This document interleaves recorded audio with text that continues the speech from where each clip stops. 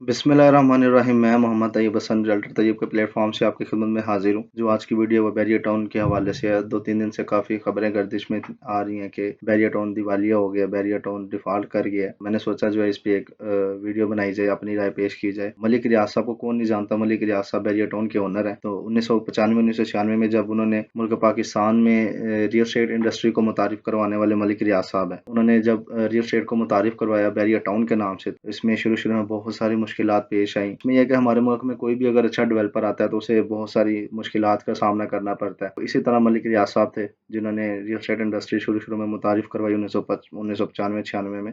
तो मैं ये समझता हूँ कि ये हमारे पाकिस्तान के लिए बहुत बड़ा ये कारनामा है। जो हमारे पूरे मुल्क पाकिस्तान में 50 से 55 इंडस्ट्रीज इस तरह की है जो रियल स्टेट से वाबस्ता है। अगर हम कोई प्लॉट खरीदते हैं, वहाँ पे हम घर बनाते हैं, तो जाहिर सी बात है जो घर में सामान वगैरह जो घर का मटेरियल है वो कम से कम 50 से 55 इंडस्ट्री से तैयार होके हम तक पहुँचता है। आगे दुकानदारों तक पहुँचता है। फिर दुकानदारों से हम आप खुद ही अंदाज़ा इस चीज़ का लगा लें। अगर एक हमने घर बनाना हो, 5 मरला का घर बनाना हो, तो कम से कम 1 करोड़ रुपया खर्चा आ जाता है। इस हवाले से जो है 50 से 55 इंडस्ट्री जिस तरह जो रियल एस्टेट शोबे से वो बसता है। बैरियर टाउन जो है वो पाकिस्तान का पहला प्रोजेक्ट था। मलिक रियाज साहब ने जो 2000 1998 या शायद 2000 में जो इन्होंने मुतारिफ करवाया था लाहौर में। इसके अलावा सब लोग जानते हैं बैरियर टाउन एक बहुत ही अच्छा, बहुत ही नामवर डेवलपर है। आप बैरियर टाउन लाहौर देख लें जो एलडीए से बिल्कुल अप्रूव्ड है। बैरियर टाउन कराची देख सकते हैं आप जो केडीए से अप्रूव्ड है। रावलपिंडी देख सकते हैं बैरियर टाउन जो आरडीए से अप्रूव्ड है। बैरियर टाउन इस्लामाबाद आप देख सकते हैं जो सीडीए से अप्रूव्ड है। यानी मलिक रियाज साहब ने जो भी हाउसिंग प्रोजेक्ट अपने बनाए हैं बैरियर टाउन के नाम से, वो पाकिस्तान के हर बड़े बड़े शहरों में इन्होंने जो है अपने बैरियर टाउन मुतारिफ करवाया। तो वो बिल्कुल टोटली अप्रूव्ड इनके हाउसिंग प्रोजेक्ट्स होते हैं। अगर कोई भी बंदा बैरियर टाउन में इन्वेस्टमेंट करता है वो कम से कम 200% मुनाफे में होता है। तो बहुत सारी, अगर हम पीछे 15 से 20 साल पीछे चले जाएं, तो बहुत सारे इस तरह के लोग हैं जिन्होंने खाली बैरियर टाउन में ऑफिसेज बनाए थे, बैरियर टाउन का खाली काम किया। आज वो कहाँ से कहाँ तक पहुंच गए। यानी लोगों ने बैरियर टाउन से बहुत ज़्यादा पैसा कमाया। और बहुत सारे पाकिस्तान में बिजनेसमैन है, बड़े बड़े कारोबारी बंदे हैं जो ज़्यादा से ज़्यादा बैरियर टाउन में इन्वेस्टमेंट करते हैं। तो बैरियर टाउन बहुत बड़ा हमारे पाकिस्तान का प्रोजेक्ट है। हमारे पाकिस्तान का नहीं, पूरे एशिया का सबसे बड़ा प्राइवेट हाउसिंग प्रोजेक्ट है बैरियर टाउन जो है। तो इसमें मैं अब आपको बताता चलूँ, जो लोग बोल रहे हैं, जो खबरें आ रही हैं कि बैरियर टाउन डिफ़ॉल्ट कर गया है, तो इसकी मेन रीज़न क्या है, ये क्या वजह है, क्यों ये सारा जो है ये डिफ़ॉल्ट होने की बातें आ रही है, दिवालिया हो जाने की बातें आ रही हैं। तो इसमें सबसे पहले मैं आपको बताता चलूँ, जो बैरियर टाउन कराची है वो सरकारी ज़मीन पर बना हुआ है। जो मलिक रियाज साहब ने कुछ लैंड, जो कुछ ज़मीन है वो गवर्नमेंट से परचेज़ की हुई है। तो जिसका जो केस था वो सुप्रीम कोर्ट में चल रहा था। और जो मलिक रियाज साहब ने देने हैं वो 460 अरब रुपए मलिक रियाज साहब ने गवर्नमेंट को देने हैं। तो कुछ अमाउंट पहले पे की हुई है, बाकी जो 460 अरब है वो मलिक रियाज साहब ने देने हैं गवर्नमेंट को। तो वो ये जो थोड़ा केस है, इस केस के हवाले से थोड़े मामलात चल रहे हैं। तो अगर बैरियर टाउन डिफ़ॉल्ट कर जाता है, अगर बैरियर टाउन डिफ़ॉल्ट कर जाता है तो नुकसान किसको होगा? बैरियर टाउन में जो रेजिडेंट्स है, जो बैरियर टाउन के रहायशी हैं, जिन्होंने बैरियर टाउन में इन्वेस्टमेंट की है, उनमें उन लोगों को नुकसान होगा। वो नुकसान इस तरह होगा कि उनसे प्रॉपर्टी छीन ली नहीं जाएगी। उनसे, अगर किसी के पास घर है तो उसका घर नहीं छीन लिया जाएगा, या कोई भी वहाँ पे आकर कब्जा नहीं कर सकता। तो ये थोड़ा सा आप इस बात को समझें। अगर किसी के पास कमर्शियल्स है, कमर्शियल दुकानें हैं, कमर्शियल प्लाजा, तो वो इस तरह नहीं हो सकता। अगर बैरियर टाउन डिफ़ॉल्ट कर गया है और वो कोई भी बंदा आके वहाँ पे गवर्नमेंट कब्जा कर लेगी, इस तरह तो बिल्कुल भी नहीं होता। अब देखें जो बैरियर टाउन रावलपिंडी है वो बिल्कुल डिलीवर है, उसके 5-6 फेज हैं, वो बिल्कुल डिलीवर है इस टाइम। तो वो इसमें से अब मलिक रियाज साहब तो बिल्कुल निकल गए हैं। अब ये जो प्रॉपर्टी है बिल्कुल अवाम की है, ये लोगों की है, और वहाँ के रेजिडेंट्स की ये प्रॉपर्टी है, तो इस पे कोई कब्जा नहीं कर सकता। मैं ये रिसेंटली मलिक रियाज साहब का इंटरव्यू सुन रहा था, तो उन्होंने बोला कि 1995-1996 में जब मैंने रियल एस्टेट इंडस्ट्री को मुतारिफ करवाया, तो मैं बहुत सारे इदारों के हाथों, बहुत सारी शख्सियात के हाथों, बहुत सारे लोगों के हाथों मैं ब्लैकमेल होता आया हूँ। तो ये कोई नया मामला नहीं है कि जो अब ये हमें इस तरह ब्लैकमेल कर रहे हैं। लेकिन अल्हम्दुलिल्लाह कि हम लोगों ने जितने भी प्रोजेक्ट्स हमने डिलीवर किए हैं, ठीक है। तो ये बिल्कुल ओरिजिनल बात है। मलिक रियाज साहब के आप जितने भी प्रोजेक्ट्स देख लें, लोगों को बेनिफिट्स ही बेनिफिट है।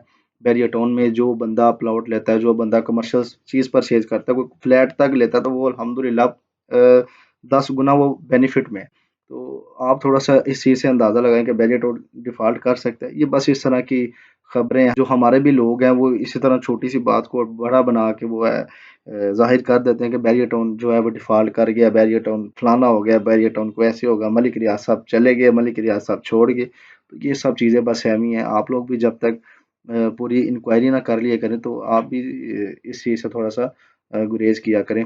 अगर मैं आपको अपनी ज़ाती राय देता हूँ तो मेरा नहीं ख़्याल कि बैरिएटोन डिफ़ॉल्ट करेगा, क्योंकि इसमें बहुत सारे लोगों का रिस्क जुड़ा हुआ है और दूसरी बात ये है कि इसमें बहुत सारे लोगों की इन्वेस्टमेंट्स है, बहुत सारे लो तबका लोग हैं जिन्होंने बैरिएटोन में इंस्टॉलमेंट्स पे प्लॉट खरीदे हुए हैं, बहुत सारे लोग हैं जिन्होंने कमर्शियल्स खरीदे हुए हैं। यानी लाखों करोड़ों की तादाद में लोगों के साथ ये लोगों को लॉस हो जाएगा। तो अगर डिफ़ॉल्ट हो भी जाता तो इसमें ये है कि मलिक रियाज साहब बैरिएटोन जो है ये इसमें से कुछ चंद अरब रुपए गवर्नमेंट को दे के इसमें अपने आप को फ्री कर सकते हैं। जितना बैरिएटोन को मैं जानता हूँ या जितना मेरा एक्सपीरियंस है रियल एस्टेट सेक्टर में, तो मेरा नहीं ख्याल कि बैरिएटोन कभी भी इसको डिफ़ॉल्ट की तरफ लेकर जाएगा, क्योंकि बैरिएटोन का जो नाम है वो इंटरनेशनल मार्केट में बहुत बड़े डेवलपर्स का है। अगर आपको मैं एग्जांपल दूँ बैरिएटोन की, तो बैरिएटोन पेशावर आप देख लें, उन्होंने एक ही दिन में बैरिएटोन की जो मैनेजमेंट है उसने फॉर्म सेल करके बैरिएटोन ने कम से कम जो 27-28 अरब रुपए कमा लिए सिर्फ रजिस्ट्रेशन फॉर्म सेल करके। तो मेरा नहीं ख्याल कि जो बंदा खाली फॉर्म सेल करके जो डेवलपर्स खाली फॉर्म सेल करके इतना पैसा कमा सकता है, तो वो कभी डिफ़ॉल्ट की तरफ जाएगा या कभी वो लोगों के साथ फ्रॉड करेगा। वो इस तरह का कोई इशू नहीं है। तो बैरिएटोन बिल्कुल सेफ है। बैरिएटोन में कभी बैरिएटोन डिफ़ॉल्ट की तरफ जा ही नहीं सकता।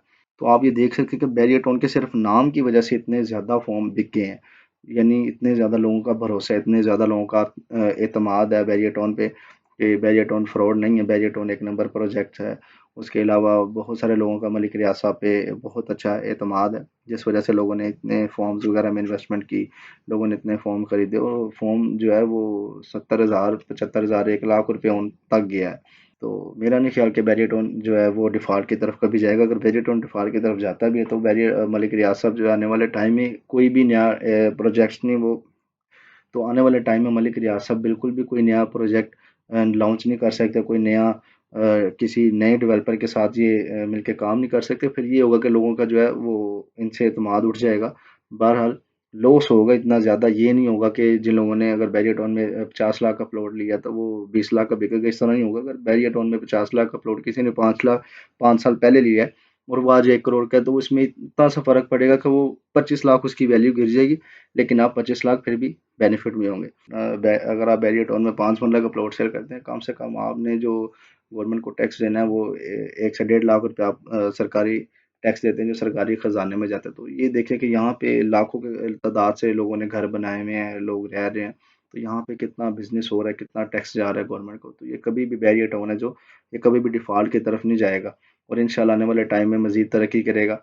और बैरिएटोन पेशावर में इंशाल्लाह हम जो है इन्वेस्टमेंट भी करवाएंगे लोगों की। अगर आपके पास अच्छी इन्वेस्टमेंट है, अगर आपके पास कैश है, अगर आपके पास पैसे हैं, तो मेरी ज़ाती राय ये है कि सबसे पहले आप बैरिएटोन की तरफ देखें। अगर आपके पास कैश है तो सबसे पहले आप बैरिएटोन में इन्वेस्टमेंट की तरफ जाएं, उसके बाद जो है आप किसी और प्रोजेक्ट की तरफ जाएं। प्रोजेक्ट पाकिस्तान में बहुत सारे बन रहे हैं, लेकिन जिस तरह का काम बैरिएटोन का है, जिस तरह की डिलीवरी बैरिएटोन की, इस तरह मेरे ख्याल से अभी तक किसी प्रोजेक्ट की इस तरह की डिलीवरी नहीं है। तो अल्हम्दुलिल्लाह बैरिएटोन में इंशाल्लाह आने वाले टाइम में मज़ीद तरक्की होगी। ये कुछ देर की हवाएँ हैं, कोई बात नहीं, चलता रहता है। आप मलिक रियाज साहब के इंटरव्यूज़ देख के सुन आप मलिक रियाज साहब के इंटरव्यू सुन लें। उन्होंने यानी पाकिस्तान में 20-25 साल से बहुत ज़्यादा ब्लैकमेलिंग्स देखी हैं, बहुत सारे इश्यूज़ देखे हैं। तो ये कोई नया मामला नहीं है कि बैरिएटोन डिफ़ॉल्ट होने जा रहा है। तो इंशाल्लाह आने वाले टाइम में बैरिएटोन मज़ीद तरक्की करेगा और ये बैरिएटोन डिफ़ॉल्ट होने नहीं जा रहा। इसमें आपको परेशान होने की कोई भी ज़रूरत नहीं है। मज़ीद मालूमात के लिए आप मेरे नंबर पे राब्ता कर सकते हैं। अगर आपको वीडियो अच्छी लगी है तो मेरे चैनल को लाज़मी सब्सक्राइब करें, ताकि आपको मेरी आने वाली हर नई वीडियो का नोटिफिकेशन मिल सके। मिलते हैं अगली वीडियो में, तब तक के लिए अल्लाह हाफ़िज़।